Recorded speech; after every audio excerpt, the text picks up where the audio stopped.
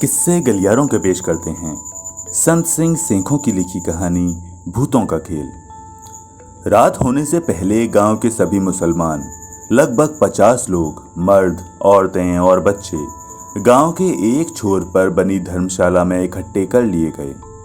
धर्मशाला के आसपास 4 आदमियों को, जिनमें से एक के पास बंदूक थी और बाकी तीनों के पास तलवारें थीं, पहरे पर तैनात कर दिया।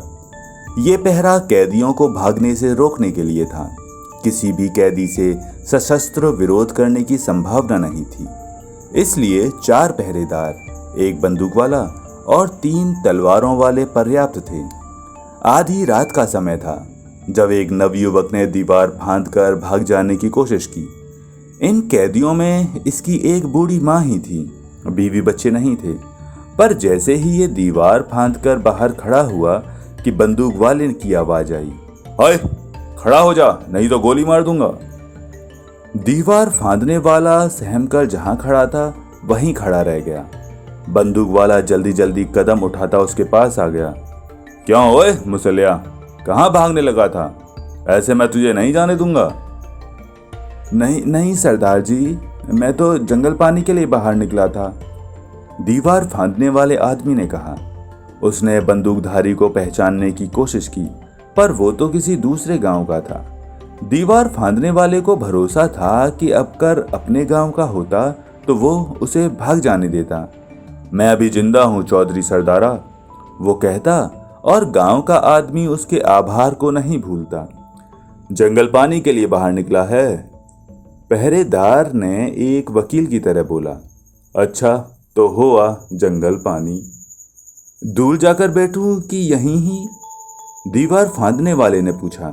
"नहीं, 4 कदम आगे हो जा, यदि भागने की कोशिश की तो गोली मार दूंगा," पहरेदार ने दृढ़ता से कहा। दीवार फांदने वाला अभी 10 कदम ही आगे गया था कि हुक्म आया, "वहीं बैठ जा और कदम न उठाना।" दीवार फांदने वाला जहां था वहीं बैठ गया। 5 मिनट बीत गए। "ओए, अभी निकली नहीं तेरी टट्टी?" पहरेदार ने ललकारा। टट्टी बैठे आदमी ने कोई उत्तर नहीं दिया। उसने थोड़ा सा जोर लगा दिया। 2-3 मिनट और बीत गए। पहरेदार फिर बोला, "कहे, कब्ज हो गई है क्या? अभी तक तेरी टट्टी नहीं निकली क्या? अच्छा, चल अब खड़ा हो जा।" टट्टी बैठा आदमी एकदम उठ बैठा। पहरेदार उसके पास आ गया। "कहाँ की है टट्टी?" उसने पूछा। जी नहीं आई, कैदी ने नम्रता से उत्तर दिया। "सुबह से कुछ खाया ही नहीं।" "फिर टट्टी कैसे आ गई तुझे?" इस तर्कपूर्ण सवाल का कैदी से एकदम कोई उत्तर न बना। साले, भागना चाहता था, टट्टी का बहाना करके, हैं? टट्टी का बहाना करके भाग जाना चाहता था। पकड़ा गया है। जब सुबह से तूने कुछ खाया ही नहीं तो टट्टी कैसे आ गई?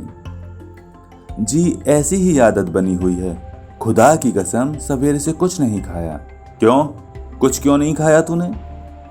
"डरी और सहमी मेरी बूढ़ी माँ से कुछ काम हुआ ही नहीं। घर में मैं और मेरी बूढ़ी माँ 2 ही लोग हैं।" सरदार थोड़ा सा मुस्कुरा पड़ा। "अच्छा, बाउंड टर्न कर चलो, चल दीवार कूद जाओ।" कैदी दीवार फांदकर अंदर आ गया। दीवार फांदते समय पहरेदार ने बंदूक का कुंदा कुछ इस तरह से उसके कंधे पर मारा कि सारी रात उसका कंधा दुखता रहा। दूसरी बार भाग जाने की कोशिश करने की हिम्मत उसमें नहीं रही। "यदि किसी और को टट्टी आए तो अंदर ही कर लेना, बाहर कोई ना आए, नहीं तो गोली मार दी जाएगी।" पहरेदार सभी कैदियों को सुनाकर चला गया। थोड़ी देर के बाद पहरा बदला गया। वे चारों सोने के लिए चले गए। उनकी जगह 4 और लोग आ गए। "साले टट्टी के बहाने बाहर निकलते हैं कभी कभी, ख्याल रखना," जा रहे बंदूक वाले ने पहरेदार को चेतावनी दी। पर नए पहरेदारों को दीवार फांदकर टट्टी के बहाने आने वाले किसी आदमी का सामना नहीं करना पड़ा। हाँ, मर्दों के खर्राटों के साथ साथ औरतों की सिसकियों की आवाजें लगातार सुनाई देती रहीं। दिन निकलते ही लगभग 50 आदमियों का एक जत्था आ गया। इनमें से अधिकांश के पास बर्छे थे, कुछ के पास बंदूकें भी थीं।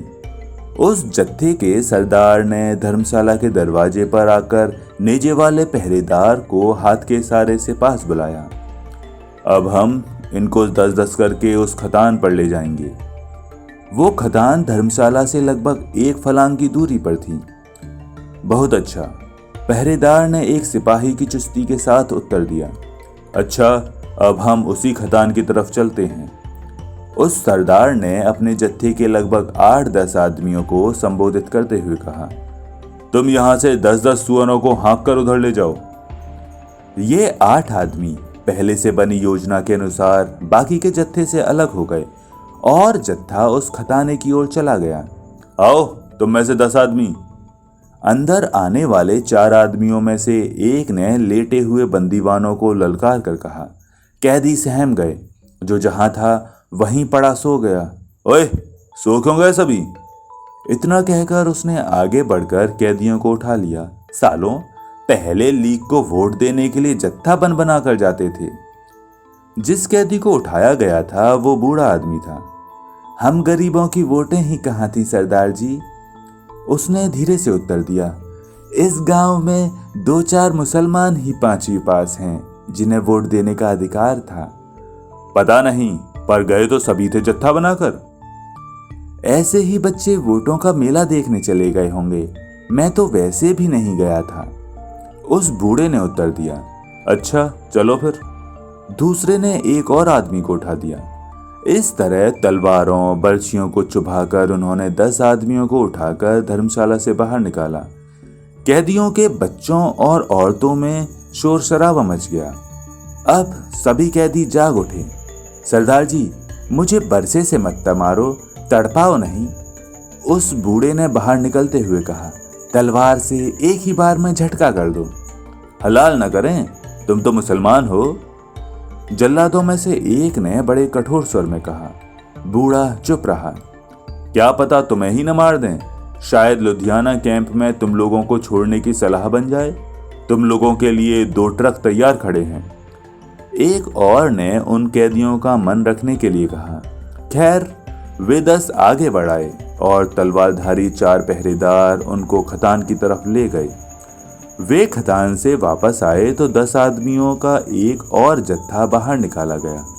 पहले जत्थे से ये कम उम्र के लोगों का था। 2-3 तो इनमें से केवल 18-20 साल के थे। सरदार जी, मेरा एक निवेदन है, हमें अमृत छकाकर सिंह ही बना लो। मुसलमान होकर भी आपकी गुलामी करते रहे, सिंह होकर भी करते रहेंगे। आपका काम ही करेंगे, हमने कौन सा तीर मारना है। एक कैदी ने हाथ जोड़कर कहा। तीर मार तो लिया, हमारा तो कुछ भी नहीं बना। वहां आपके भाइयों ने हमें निकाल दिया।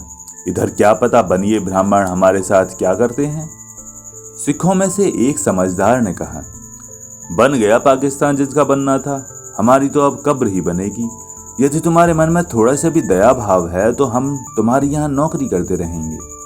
ओए, क्यों इनके साथ फालतू बातें करता जा रहा है? दूसरे ने डांटते हुए कहा। चलो अब। उसने एक कैदी को तलवार की नोक चुभाते हुए कहा। इसी तरह 40 कैदी, जिनमें 20 मर्द थे तथा बाकी औरतें और बच्चे थे, धर्मशाला से निकालकर खतान ले जाए गए और आखिरी जत्था, जिसमें लगभग 10 औरतें और बच्चे थे, दरवाजे पर लाकर खड़ा कर दिया गया।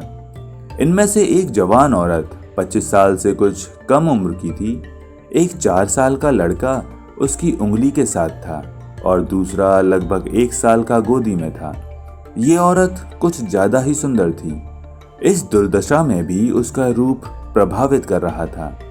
ओए, इसे न भेजो उधर, एक व्यक्ति ने भावुक होते हुए कहा। मुझे दे दो। नहीं नहीं, धर्म के काम में इतनी बदनीति नहीं चाहिए, एक और ने उत्तर दिया। बदनीति किस बात की? इसको अमृत छका लेंगे, मेरा घर बस जाएगा। ये बेचारी थी, पाकिस्तान जाकर क्या करेगी? उसके शब्दों में निवेदन का स्वर था। उस औरत को भी अनजाने नियति में इनकी बातों से बचाव की सूरत नजर आई। वो बाकी जत्थे से कुछ अलग होकर खड़ी हो गई। वे सिख आपस में कुछ सलाह करने लगे। उस 4 साल के बच्चे को जमीन पर पड़ी किसी चीज ने आकर्षित किया। उसने लपक कर उसे उठा लिया। माँ देखो, उसने माँ के पास जाकर चहकते हुए कहा। ये किसी किताब की फटी हुई तस्वीर थी। उस औरत ने एक बार बच्चे की तरफ देखा, फिर मुंह कैदियों की तरफ कर लिया। अच्छा, इसे पीछे ही रहने दो, औरों को ले जाओ, उस समझदार सिख ने खतान वाले आदमी से कहा। उन्होंने 2-4 को धक्के मुक्के लगाए और आखिरी जत्थे को आगे लगा लिया। ये जवान औरत और उसके 2 बच्चे पीछे ही रह गए। क्यों बीबी, तुम सिंहनी बनोगी? विचारवान सिख ने उस औरत से पूछा। मैं सिंहनी बनकर क्या करूंगी? जिधर इन बच्चों का बाप गया है, मुझे भी उधर भेज दो। इतना कहकर वो रो पड़ी। हम तुम्हें इसके घर बिठाएंगे, अपनी जाति में शामिल कर लेंगे। ये जमीन घर बार वाला है। इसकी जमीन इसे ही मुबारक हो। हम गरीबों ने जमीन को क्या करना है? वो रोते हुए बोली।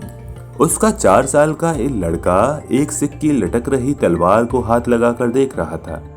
कुछ समय के लिए सभी चुप हो गए। अच्छा भाई, अब तो ये मान गई। विचारमान सिख ने स्त्री के चाहवान को कहा। नहीं मानती तो ले चलो इसे भी खतान की तरफ, और दूसरों के साथ इसको भी, एक सिख ने कहा। उस औरत को प्रतीक्षा कर रही मृत्यु का अब पूरा ज्ञान हो गया। वो सिसकने लगी। उसका 4 साल का लड़का भी रोने लगा। मरने का मन नहीं करता तो सिंहनी बनने के लिए मान जाओ। मुझे तो बेशक मार दो, लेकिन मेरे बच्चों को रख लो। ये बड़े होकर आपका काम करेंगे। वो रोते रोते बोली। तेरे साथ ही तेरे बच्चे जाएंगे, हमने क्या करना है इनका? ये सुनकर वो औरत सिसक कर रोने लगी। उसके बच्चे भी जोर जोर से रोने लगे। देखो, ऐसे ही समय व्यर्थ में मत गंवाओ, उसे चाहने वाले ने कहा। यदि उधर से कोई आ गया तो फिर हमारे लिए तुम्हें रखना कठिन हो जाएगा। इसके घर तो इसकी अपनी पत्नी होगी। औरत तो इसके बाप की घर भी नहीं थी। एक जवान सिख ने अपने साथी का भद्दा मजाक करते हुए कहा। वो चुप हो गई। उसके बच्चे भी चुप हो गए। देखो, इसकी पत्नी वतनी नहीं है, 20 गूसा जमीन है। विवाह हुआ था, वो 2 साल बाद मर गई। बच्चा अभी कोई नहीं हुआ है। विचारवान सिख ने सारी बात समझाते हुए कहा। विवाह की इसे कोई कमी नहीं है, पता नहीं तेरे पर इसका क्यों दिल आ गया। एक अन्य ने मजाक उड़ाते हुए कहा। मुझे तो इसके बच्चों पर दया आ रही है। स्त्री के चाहने वाले ने बड़ा दयालु बनते हुए कहा। ये कोई ऐसे ही छोड़ देने वाला आदमी नहीं है। एक तीसरे ने कहा। भाग्यवान हाँ कर दे। विचारवान सिख ने उसे प्रेरित करते हुए कहा। वो फिर फूट फूट कर रोने लगी। क्यों, सलाह नहीं बन रही? उसे चाहने वाले ने उसके पास आकर कहा। उस स्त्री के आकर्षण में वो अब सचमुच ही बंध गया था। भाग्यशालिनी, मैं समाज में इज्जत वाला आदमी हूँ, ऐसे ही कोई लुच्चा लफंगा नहीं हूँ। उसने खुद ही अपनी वकालत की। यदि लुच्चे लफंगे होते तो क्या तेरी सलाह पूछते? यहाँ कौन है हमें रोकने वाला? जो मन में आए हम वो करें।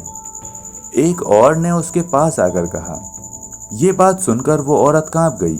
शायद उसकी आंखों के आगे एक भयानक तस्वीर आ गई, जो पहले से ही उसके मन में तहकाने में थी, जो संकेत मिलते ही ऊपर आ गई। मेरे बच्चों का क्या बनेगा?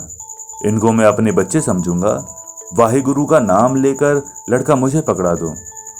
उसने उसका गोद का बच्चा जोड़ लगाकर लगभग आधा उठा लिया। अच्छा, अब तुम इसे लेकर गांव की तरफ चले जाओ, विचारवान सिख ने कहा। और लोग आए तो पता नहीं क्या बने। आप भाग्यवान मेरे साथ आ। इन मासूम बच्चों की खातिर जो कुछ भी आप कहते हैं मुझे मंजूर है, उसने कहा और अपने 4 साल के बच्चे को उंगली से लगाकर वो उस आदमी की तरफ हो गई। तू भी आजा मेरे साथ, चाहने वाले ने अपने साथ खड़े एक अधेड़ व्यक्ति से कहा। तेरे होते हुए रास्ते में कोई शक नहीं करेगा। अच्छा, कल सुबह आकर अपना यथाविधि विवाह कर लेना, इससे पहले इसको कुछ मत कहना। उनको जाते हुए देखकर विचारमान सिख ने कहा। तो दोस्तों, ये थी कहानी भूतों का खेल, लेखक संत सिंह सेखों। उम्मीद करता हूँ आपको कहानी पसंद आई होगी। कहानी पसंद आई है तो वीडियो को लाइक करें, चैनल को सब्सक्राइब करें। मिलते हैं किसी और दिन किसी नई कहानी के साथ। तब तक के लिए नमस्कार।